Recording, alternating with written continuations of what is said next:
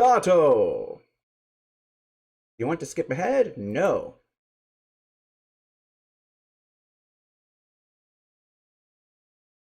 This work was created in Japan in the year 2019. We cannot guarantee that possession of this work in the country you currently live in conforms to your country's current laws. Furthermore, possession of this work results in any sort of damages. We cannot be held responsible for compensation. I don't know if that gives you any ideas about what we're getting into, but now you know. Additionally, distributing, you must agree to pay us 10 million Japanese yen if you break this rule. This is a work of fiction. Any similarities? Oh yeah, this one might be important. Any similarities to real individuals, groups, religion, all of creation, the will of the universe, plans of God, or Vatican document number 34 are entirely coincidental. This work does not approve of any specific ideology, nor does it represent the ideology of its creators. To all video uploaders, for this first phase, you have permission to record and distribute videos up until the end of the 7th chapter, Pollo! I'll let you know when you get there, Pollo. Fucking frog.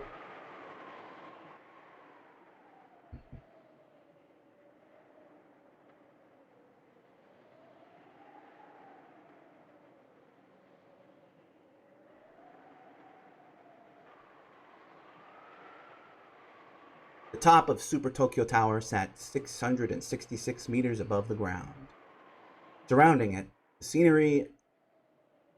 Alright, I'm going to turn the volume back up because now the sound effects are so quiet, I bet they're not getting picked up anymore. So we may need to change this as we go along, but...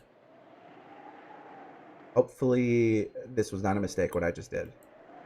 And as soon as the music starts, we're all going to go deaf. But we'll see.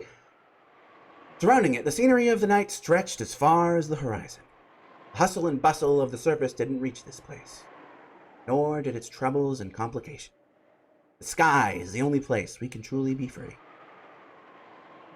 There, atop the antenna mast at the peak of the tower, I stood.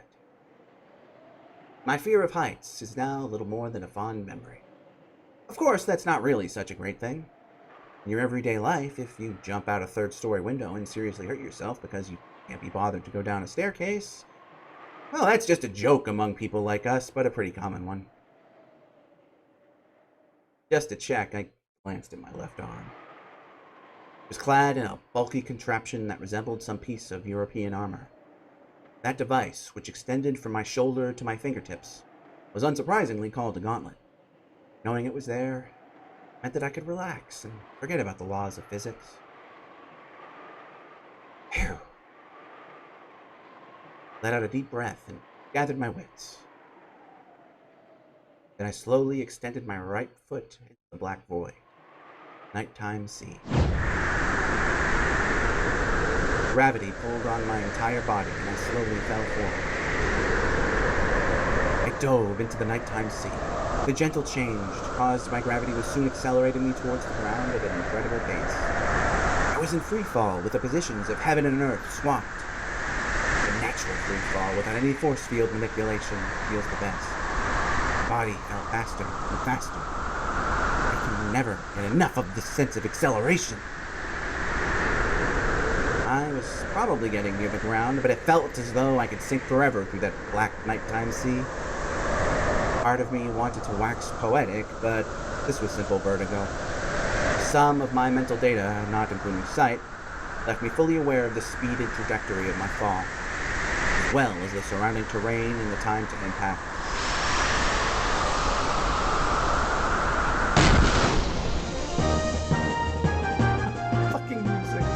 The instant before I smashed into the asphalt of the Shuto Expressway, I kicked off the empty air and the ballistic curve of my descent snapped into a right angle. In the vacant space I launched from, something blossomed, delicately bathed in white phosphorescence. They floated in the air, incredibly beautiful, almost as though an angel's feathers had been scattered about.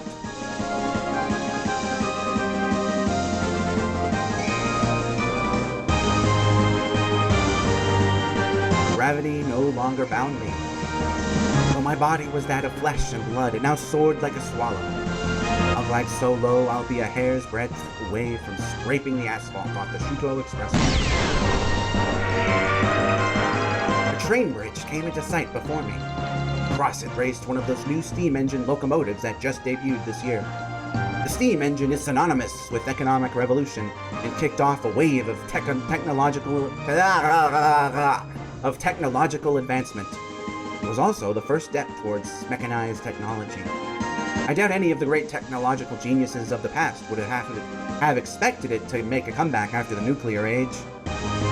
Of course, though it resembles an old steam engine, its operating principle is completely different. After coal, then oil, then the atom, humanity got its hands on a new, ultimate fuel. It was called Spiritinium. Spiridium. When spiridium engines convert energy, they expel large clouds of a mist that resembles water vapor. And so, the haze of countless spiridium engines' exhaust has become the mark of a massive city. I happily burst through the vapor billowing out of that steam locomotive. A forest of skyscrapers awaited me on the other side. All over were buildings with Victorian and Art Nouveau themed designs, like a scene out of the 19th century. The brick facades and spires were beautiful. The golden glitter of the brass steam pipes tangled over every surface. The golden glitter of the brass steam pipes tangled over every surface was also gorgeous under the floodlights. Something about that read awkward, I don't know. There were also Japanese-style electric billboards interspersed throughout it. That slightly twisted yet strangely appealing contrast was the essence of the Tokyo metropolis at night. The cityscape, style, and fashion sense were all reminiscent of the 19th century. However, behind the artistic veneer celebrating the rebirth of an economic golden age, these state-of-the-art inventions that could fairly be called the ultimate in human tech. And at the cutting edge of that cutting edge, it had finally become possible for a flesh and blood human to fly like this. Of course, this power was only available to a few people so far. I was one of those lucky enough to enjoy that privilege. This privilege, every era and every society is fundamentally crap when you get right down to it. Ain't that the truth? But there's one thing I can say. Being granted the ability to fly freely like this makes me glad I was born in this era. Being careful not to fly too high, I raced through the forest of skyscrapers and billboards. This felt way more like flying than staring down from above did. The newspapers keep saying we should cut down the number of electric billboards to avoid disrupting the city's scenery, but I kinda like this look. After all, Tokyo has looked like this since the day I was born. Why should I give a damn about the ancient Tokyo these adults long for so much? This is our Tokyo! As I continued to pick up speed, I slipped past billboards that stretched out over the road and seemingly competed with each other. Greater Tokyo Securities, Miyu Spiridium, Yaoyorozu Life Insurance, Cure-Alls from Manchido, Mental Displays by Fujix, Cat Karaoke Sushi Cosplay, now get 101 SR wheel spins free! Eisai Foodstuffs, eat wisely, mighty soldiers of a rich nation. Snacks recommended by the National Defense Boys Club. Coca-Cola. The Coca-Cola bottlers are the official sponsor of the International Battle Standard Festival of Peace. I glanced down and saw a gleaming swarm of cars blanketing a highway that wound through the downtown district. The exhilarating feeling of gliding right all over them was by far the most primal part of the primal joy of flying. You know, you forget this feeling if you don't fly every now and then. It's only natural that flying through the air is exhilarating. At that moment, a little frog character popped into the corner of my mental display. It was Cellcom's beloved mascot, Aeropollo. Then it made a mental announcement with that funny default voice. A friend has arrived, Perrier! Immediately, a friend starting to me through my Kizuna. Who the heck's doing that? I am busy focusing my mind, remembering my primal self. Well, I guess there's only one person it could be.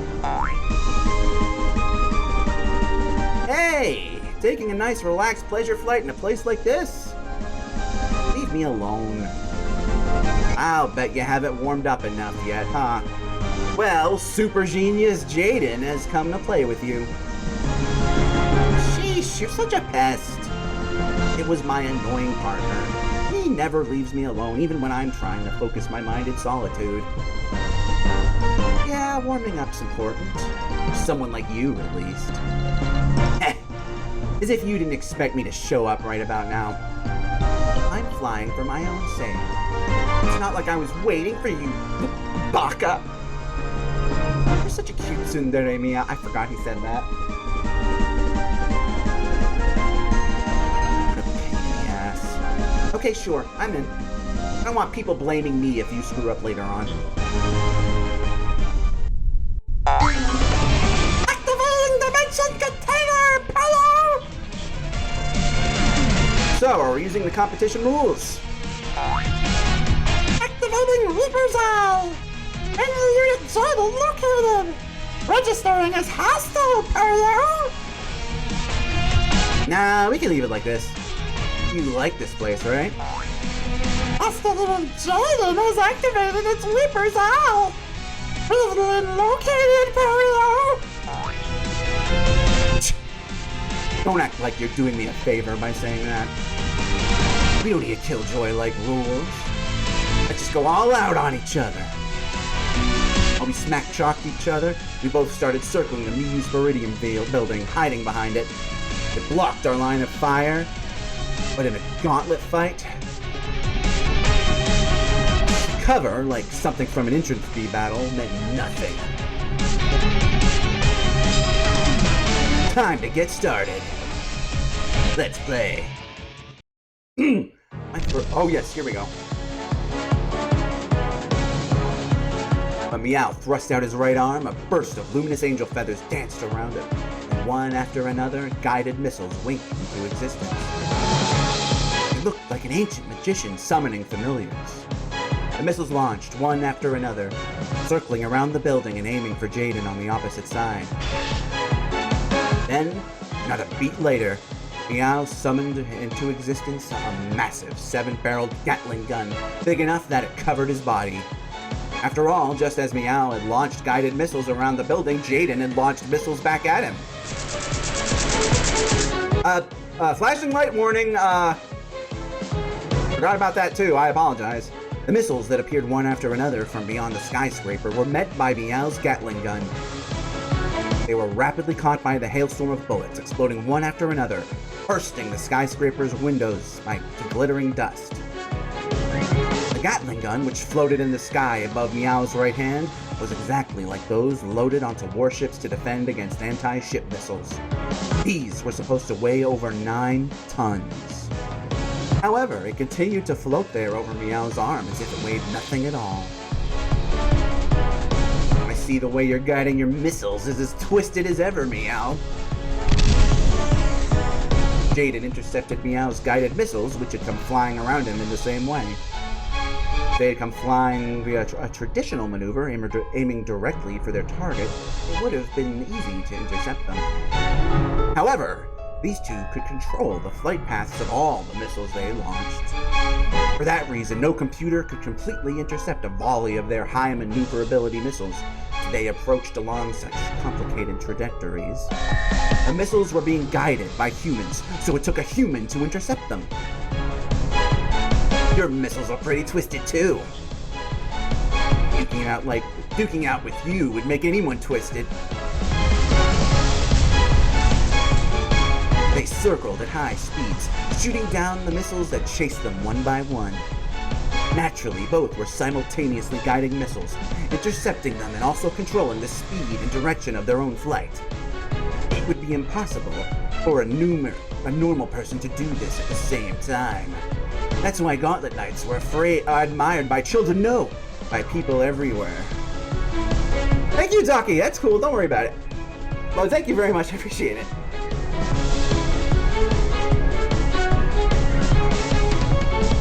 In a battle between superhumans like this, how you fool your opponent is vital. Even games that appear completely intellectual, like chess and shogi, are eventually decided with a physical contest, depending on the glucose levels in your blood. They were being chased by swarms of missiles, flying in complex trajectories, constantly intercepting them while still firing missiles themselves and looking for a chance to corner their opponent. Doing so was brutally exhausting. And the instant you gave your opponent an opening, they'd take advantage of it and end the whole thing. That was how a standard one-on-one fight between Gauntlet Knights went. So, you think you can win if it's an endurance dogfight, huh? Don't forget, Meow. I know you're a super genius, right? Yep, I'm Super Genius Jaden. The next instant, Jaden scattered glowing feathers through the air as he changed his movement pattern.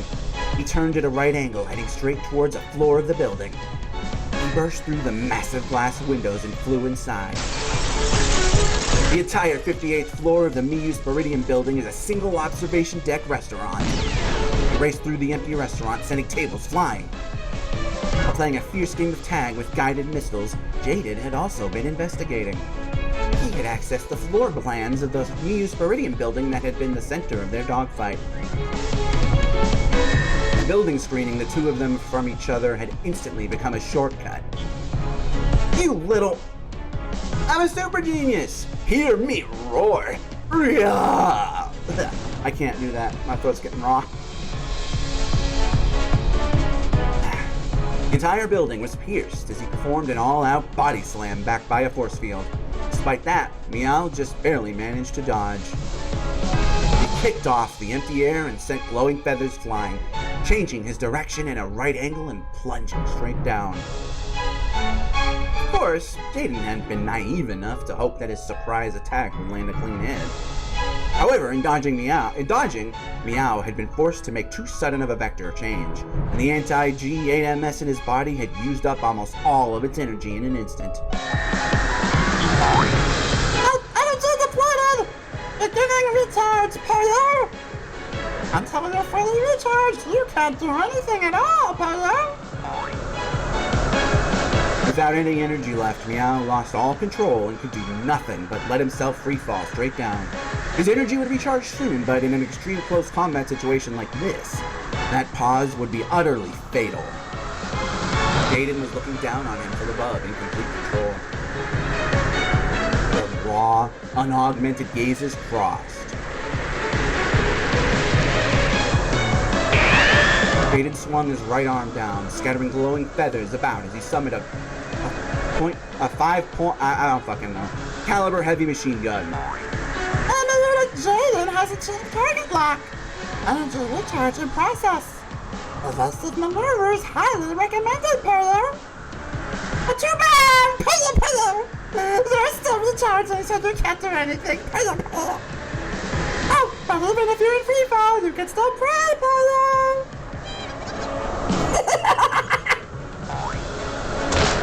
God damn it, this new version of Kettle Pollo sure is an asshole. Gotcha. Meow. Ignition. Huh? Even when supplemented by the Reaper's Eye system, which makes it possible to observe the entirety of the surrounding area, people tend to focus on a single point when they get excited. In that instant, all other directions become blind spots for them. So, by the time he saw that, it was already right behind him. Exactly the time Meow made his emergency dodge downwards, he had summoned a missile directly above himself. He had just summoned it in midair, nothing more. It was merely a floating object, not guided or moving in any way. So it had entered freefall, and was now right behind Jaden. However, it wasn't as though he hadn't given this missile any orders. It had just one. That was to explode after a few seconds delay. A massive explosion engulfed Jaden from behind. An instant later, pure white angel feathers were scattered all over the area in front of the blast. It was a sign that the rejection shield had blocked the explosion. A Gauntlet Knight wouldn't succumb to a little attack like that. They could fly about at will, arm themselves at will, and also shield themselves at will. was an invincible shield usable only by Gauntlet Knights who could perform a Dracing conversion on Spiridium unaided. A rejection shield. They could extend it instantly, blocking any sort of attack. However, depending on the strength of the attack and whether the defender was taken by surprise, doing so could expend a massive amount of energy. You got me. As if I'd let you win with a little trick like that.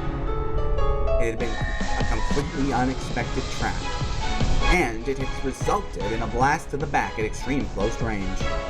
Jaden had used up almost all of his energy in an instant. Triggering it at such close range would have taken you out with the shrapnel too.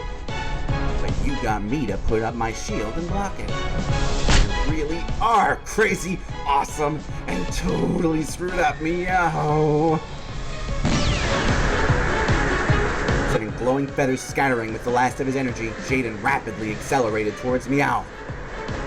Meow, who was in freefall, waited for Jaden as he came to settle this. Jaden! Meow! Surrounded by dancing fragments of glass, glowing wings, and shrapnel from the blast, the two men with raised fists collided. Ross counter.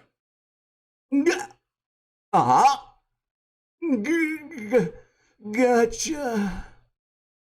As the pair descended in free fall, two punches containing all of their strength crossed. It was a cross counter. So would they take each other out? No.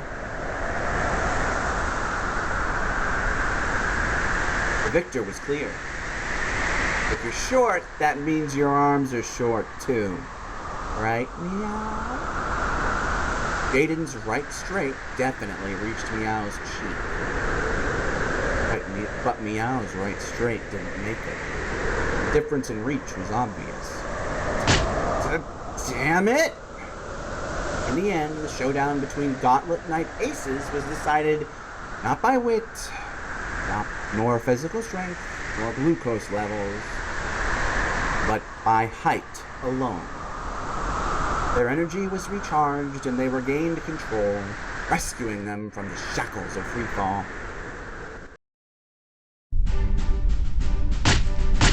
I hate this right arm! Get me a saw! It's coming off! And I'll replace it with a rocket fist! Sweet, let me know what you do! I'll even give you special permission to punch me! That's a promise, okay? Don't you go forgetting it! Still, I'd expect no less from you, Meow. I thought I'd launched the perfect sneak attack, but if it had been perfect, he wouldn't be able to set up a trap so quickly. I'll bet he figured I'd come at him through a shortcut and waited for me. Okay, we're from Jaden's perspective right now. I moved first, so I was able to make it through the chaos somehow. But if I'd been a heartbeat slower, and if Meow had finished with his preparations, I probably would have been taken out neatly. Not bad, partner. I may have won by a nose, but the battle's far from... I let you win, obviously. I mean, you always get pissed when you don't win in the end. Naturally, I lost on purpose for the sake of your mental health. Huh? And I was trying to be a gracious winner, too. No matter how you look at it, my trap worked perfectly and I won. In a real battle, it wouldn't end with a punch. And my recharge would have been at least 1 second sooner. Then, if it were a real battle, I would have blown you away with a force field and slammed you against the wall, winning. Nah. Ah, damn it. We almost closed out that scene so neatly, and now you've ruined it. Though he said this, Jaden laughed, looking somewhat amused. Meow wasn't really the sore loser he sounded like. They had both just been scuffling and playing. And look, now he's smiling too. However, his expression transformed utterly a second later. But you know what? That was way too reckless, putting your body on the line with a sudden sneak attack like that. In a real battle, we would have taken each other out. You might have hit the building and blown yourself up. Aren't you supposed to be a super genius? And don't fight in a way that'll end in a mutual kill with both you and your super normal enemy. I know that. We were playing, so I just had a bit of fun, okay? And that's not all. The paths of those first suppression missiles were too simple. You keep getting stuck in a pattern without twisting it up a bit. And you wasted time when intercepting missiles. Your trajectory when dodging was weak too. Just look at the trajectory data 3 seconds after you started intercepting missiles. What a pointless maneuver. Get rid of the loss of this part and you would have had enough energy to finish me off in the final clash. And look at the trajectory data from 23 seconds later, 24.2 seconds later. Make gravity and inertia your friends instead of wasting your anti-G8MS. Hey, are you listening to me, Super Genius Jaden? Great, here comes lecture mode, meow. Meow sent him bits of battle action data one after another marked with red annotations. At first, I thought this guy was so annoying, acting like he was my instructor or something. However, when he lectures people, he's definitely not letting his emotions get the better of him. The things he points out are always accurate. Most importantly, he really does watch people. Normally in a fight, you only think about how you're going to take down your opponent, about how strong you'll be when you win, right? Yao is always watching his opponent when he fights. Always thinking. Might sound weird when I put it this way, but he's always seriously thinking about his opponent's feelings. However, the way you demonstrate parallel thinking by searching for a way to strike back while playing tag with missiles wasn't bad. You used evasive maneuvers to gain yourself a moment of time to stockpile your mental resources, which you then employed effectively. Judging by your level of strain, you minimize the amount of unused mental resources throughout the fight. Well, it's not like I can leave any of my brain unused in a fight against you, Meow. He really does look closely at his opponent's feelings. He may never miss it when someone gets clumsy or screws up, but he also never misses it when people work hard. I tried in my own way to make use of the precious advice he gave me in our previous match, and it looks like he really noticed. You tried in your own way to confront the problems you had last time we fought. That's what makes you a super genius, Jaden. Nice work. Damn it, why the hell am I blushing at a compliment from a guy? This is why I've never had any desire to quit being your buddy. A friend has arrived, Purder! A friend has arrived, Purder! A friend has arrived, Purder! A friend has arrived, Purder! Then my Kizuna's Keropoyo notified me that a bunch of friends had arrived at once. Sheesh, can't you let the two of us flirt alone in peace? Seriously, just when you should be trying to preserve your sugar levels, you start an all-out battle. We didn't do much, just a bit of a warm-up, right? That's right, just a bit of light stretching.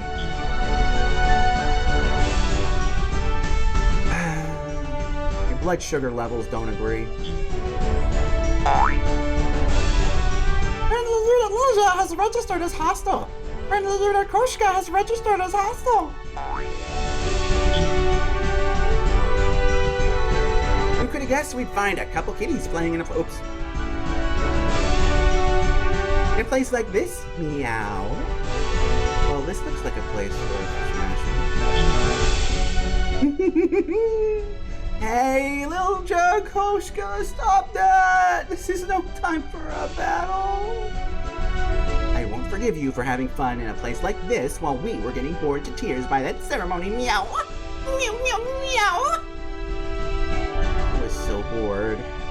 Time to blow off some steam to make up for it. Let's see who can take down the others first. Meow! There's no way I'd ever lose to a hick like Koshka. Meow! Don't make me laugh. I'll take on you and all the others and crush you.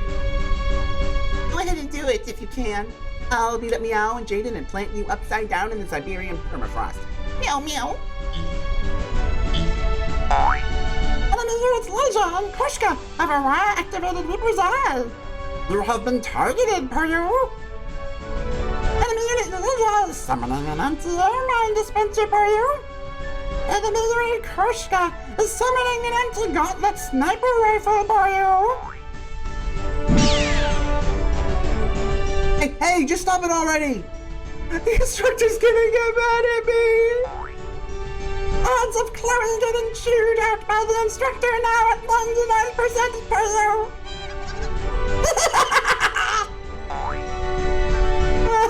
I can't take this anymore. Good grief. Meow. Jaden, are you sure such a light warm-up was enough for you? No. I was just thinking it was time for a real warm-up. Right, Meow? Yeah. This time, let's check our ability to work as a team. Take a gamble like last time, I really will punch you, okay? Sure, I'll just wait for you to get a rocket fist that can actually reach my face. Then it's decided. Chloe, we should warm up a little too. Friendly unit Gunhild as registered as hostile? What?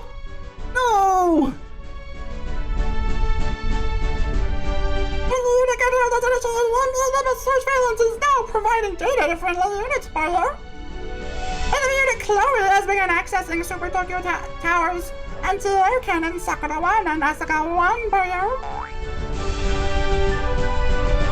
She may try to hide it, but Chloe's totally on board with this. Just let me take all of you out. Instructor, none of this is my fault. I'll happily take the first strike, Meow. I'm gonna eat everything up, not leave a scrap for Goshka, Meow. If you and my target line up, I'll skewer you. Do it if you can, Meow Meow. Here they come. Let's go, Meow. Yeah! I'm so fired up I couldn't care less about the Battle Standard Festival of Peace. It wouldn't be fun any other way, Arthur. Okay, ready? Fight for you!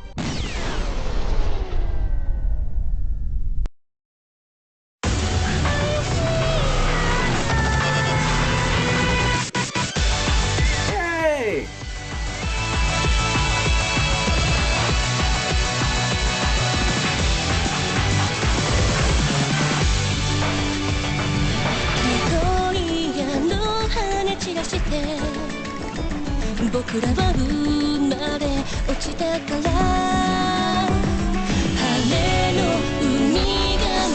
If you have no idea about this visual novel, be ready to get to meet a lot of characters.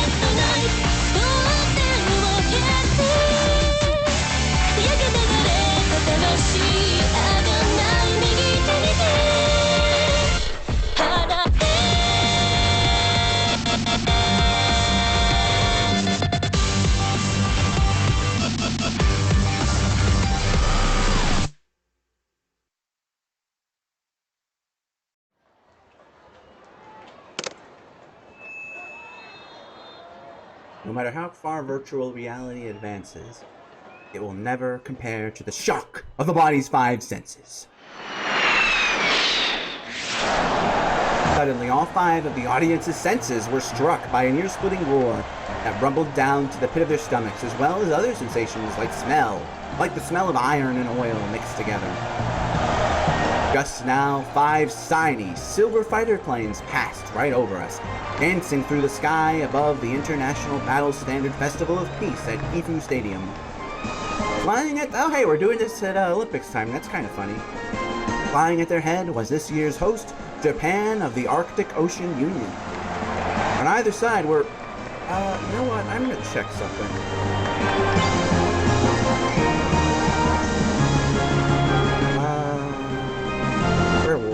Where was that?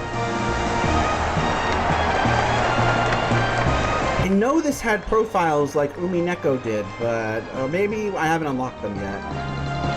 Because if it doesn't show them, since I've beaten this already, it'd be worth looking at them as we go through, but I guess let's find out as we go. Yes, okay, I'm pretty sure they'll be on this screen right here as we go along. Anyway, sorry about that interruption. On either side were fighters from the Europe-Middle East Alliance, the Central Ocean Union, the Africa Commonwealth Realm, and the Latin American Treaty Organization. That That was a joint flight of fighters from the five great factions. Just magnificent. What a fitting ceremony for the Battle Standard Festival of Peace. These warriors of peace have honed their skills day and night to defend peace on this planet, and the crowd can't get enough of them. Let there be eternal peace in this world. And thank you, warriors of peace, for supporting the walls of... Oops.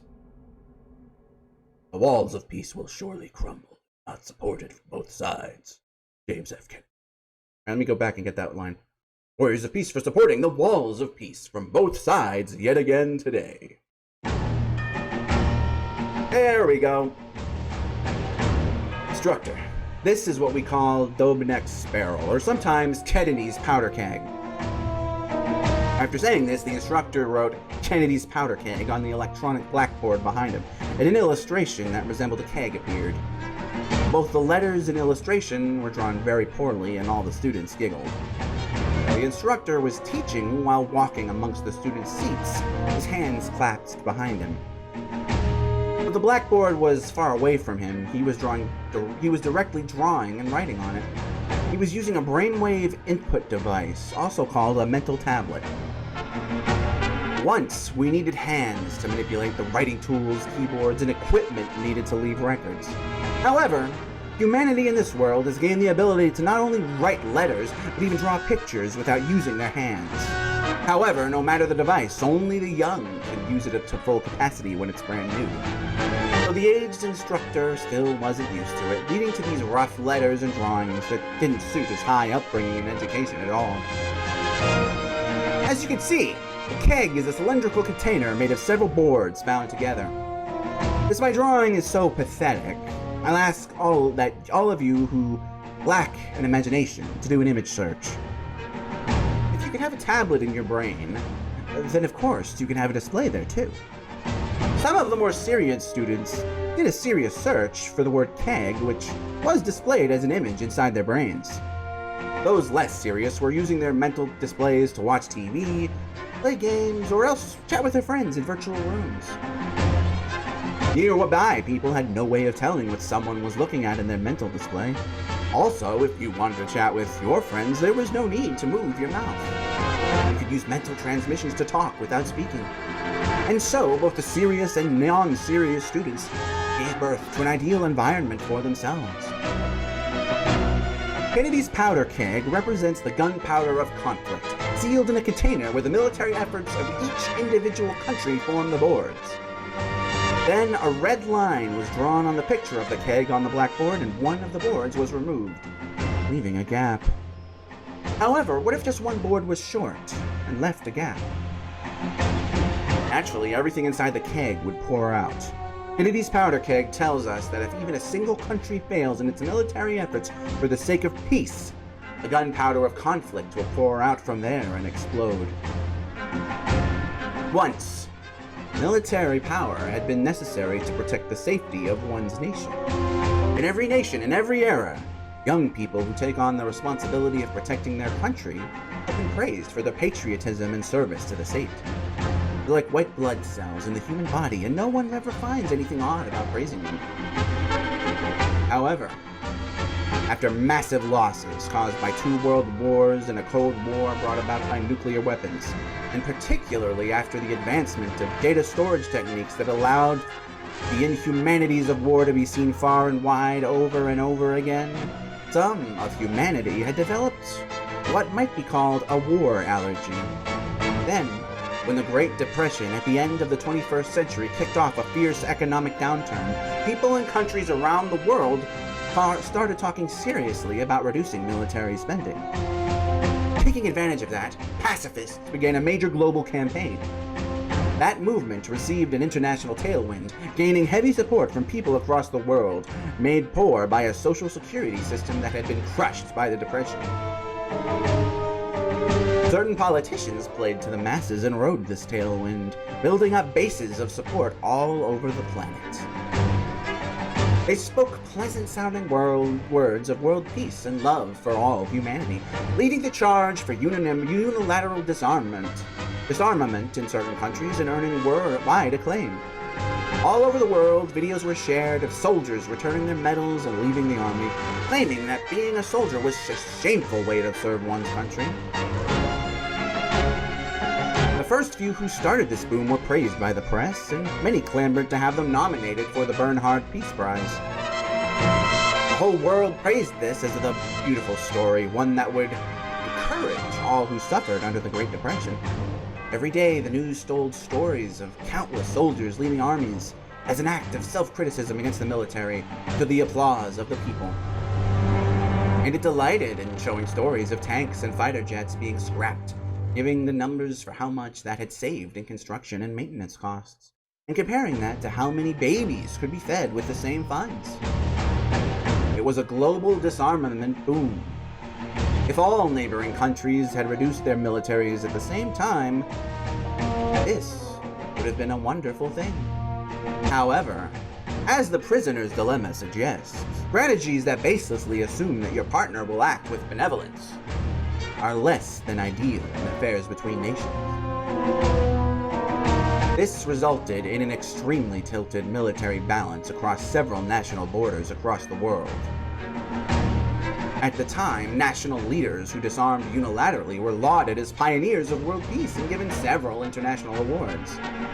However, in the current A3W era, their reputation had done a 180. They were condemned for abandoning their support of the walls of peace that separated countries and accused of the sin of negligence in their duties towards the wall, towards world peace.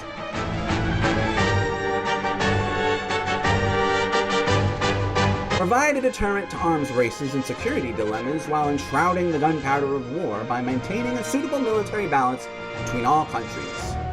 This is the philosophy of the IPMA, the International Peace Mediation Association, and it is how a healthy military balance preserves world peace. World War III had several causes, but some likened it to a human body, where a nutrient imbalance triggered a great illness. That led to the concept of world peace preserved by a healthy military balance. For example, Japan once polished rice because it tasted better that way, which led to a vitamin deficiency and a disease called beriberi. They removed the bad-tasting bran, but they didn't realize that it contained vital nutrients. That bran was like military might. True, military might does have a violent and inhumane side to it. Any humanitarian would claim that it tasted bad.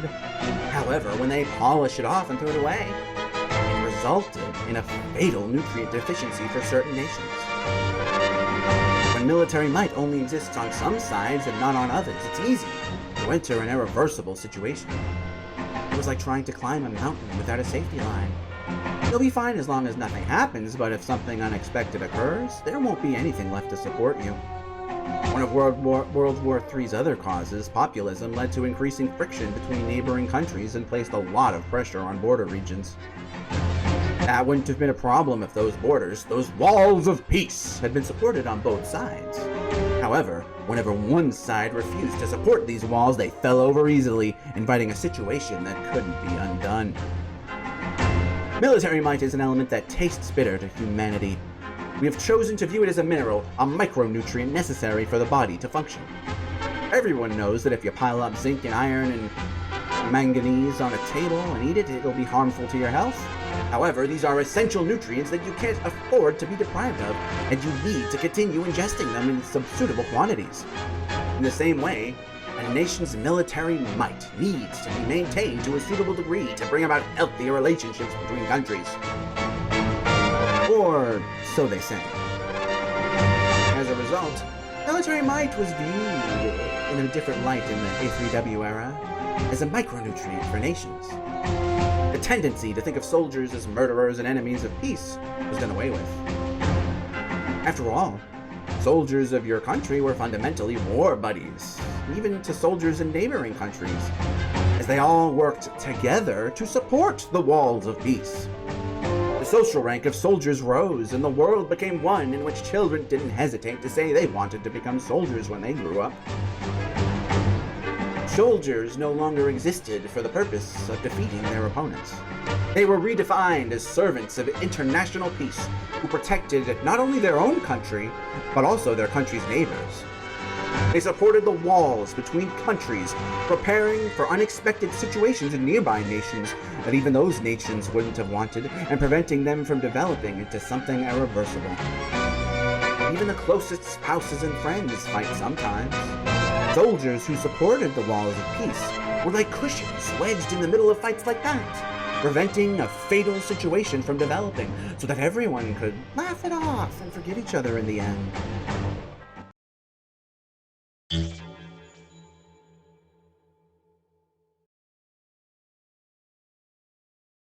Humans really are crazy, huh? Think so? Two people who looked very different from those students watched this lecture through their mental display. They seemed to be amusing themselves with it rather than attending it.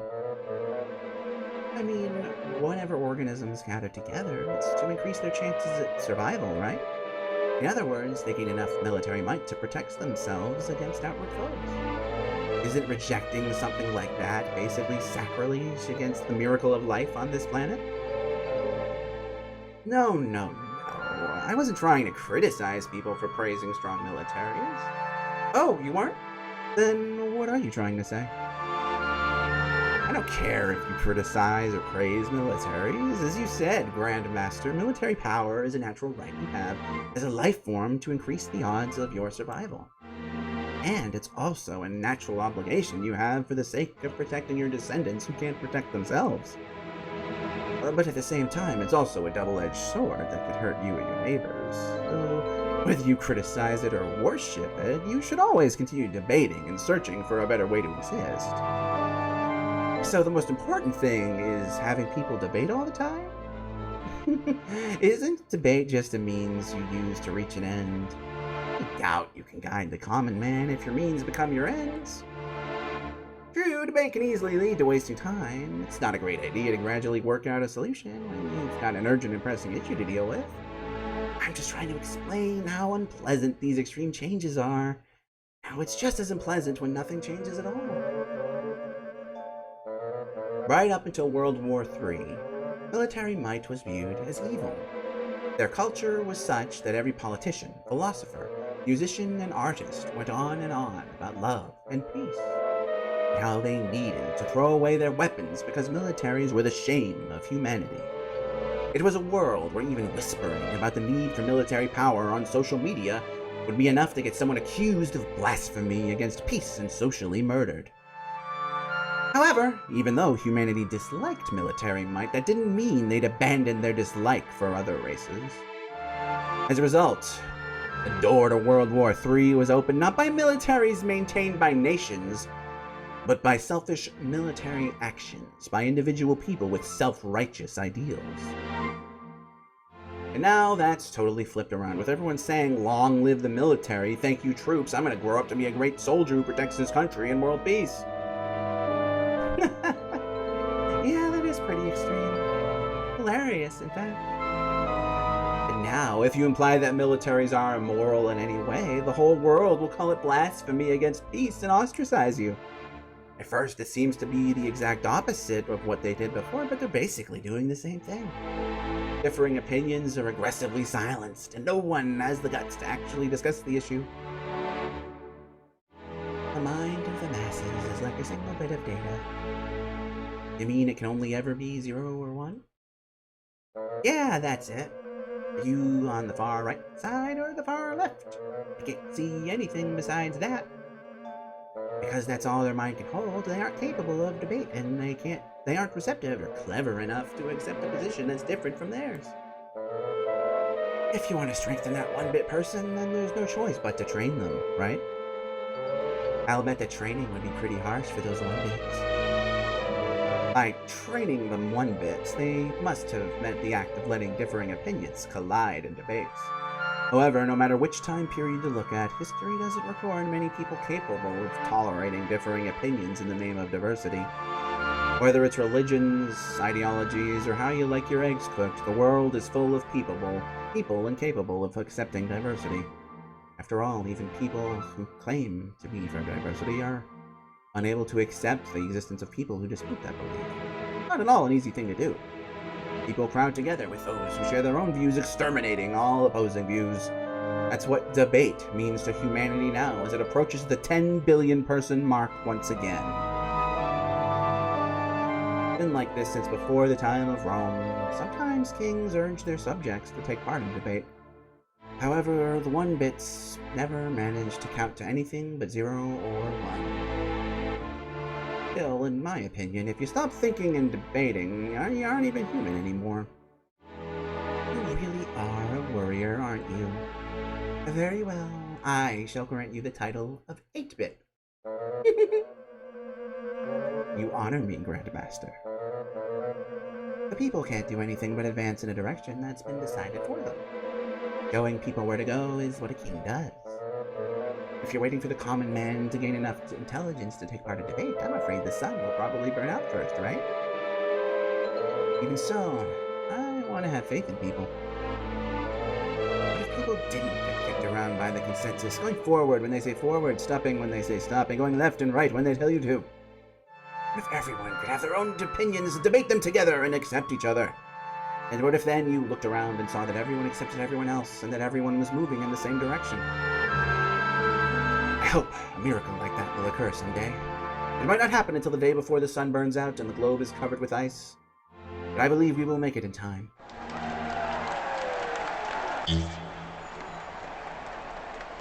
Brat.